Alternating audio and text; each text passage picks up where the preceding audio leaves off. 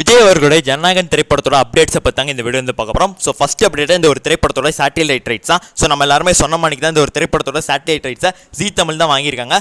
வந்துட்டு Sun TV அந்த மாதிரி நமக்கு இன்ஃபர்மேஷன்ஸ் வந்து தான் கிடச்சிருந்தது. ஸோ சன் டிவியோட ஜீ தமிழ் வந்து இப்போ வந்து அதிகமாக வந்து காசு கொடுத்தனால இந்த ஒரு டீம் வந்து சன் டிவி கிட்டே விற்காமல் ஜீ தமிழ்கிட்ட விற்றுட்டாங்க. இது ஒரு நல்ல விஷயம் தான். ஏன்னா சன் டிவியில் வெளியிட்டாங்க அப்படின்னா இந்த ஒரு படத்தை வந்துட்டு அவங்க வந்துட்டு அரசியல் முடிஞ்ச பிறகு தான் ரிலீஸ் பண்ணுவாங்க. ஸோ பொலிட்டிக்கல் ரீசன்ஸ் அதை பற்றி நான் வந்து சொல்ல விரும்பல.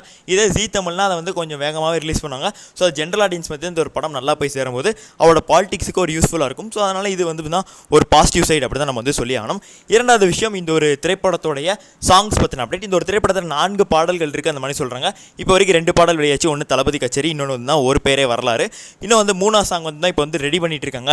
அது மணிக்கான வந்து தகவல் கிடைக்குது. ஸோ அதை ரிலீக்கல் வீடியோ நம்ம வந்து வெளியிடலாம்ங்கிற மணிக்கு டீம் வந்து பிளான் பண்ணுறாங்களா ஆடி லஞ்சுக்கு முன்னாடி. ஸோ ஒரு சாங்கை மட்டும் நம்ம ஆடி லஞ்ச் வச்சு பாடி கொடுத்துக்கலாம் அந்த மணிக்கு அறிவும் அனிருத்தும் வந்து பிளான் பண்ணுறாங்க. அந்த மணிக்கு வந்து தகவல்கள் வந்து கிடைக்குது. பண்ணால் அது எவ்வளோ தூரத்துக்கு உண்மை அந்த மணிக்கு நமக்கு வந்து தெரியல. ஸோ இதுக்கப்புறம் வெளியானதான் நமக்கு வந்து எதுவும் ஒரு முழுமையான தகவல் அப்படிங்கிறது இதை பற்றி வந்துட்டு தெரியும். ஸோ உங்களோட கருத்து என்ன? தேர்ட் சிங்கிள் வெளியானால் நல்லா இருக்குமா, இல்லை தேர்ட் சிங்கிள் போல ஒரு டீசர் கொடுத்தா நல்லா இருக்குமா அப்படிங்கிற கமெண்ட்ஸில் பதிவு பண்ணியிருங்க. நன்றி, வணக்கம்.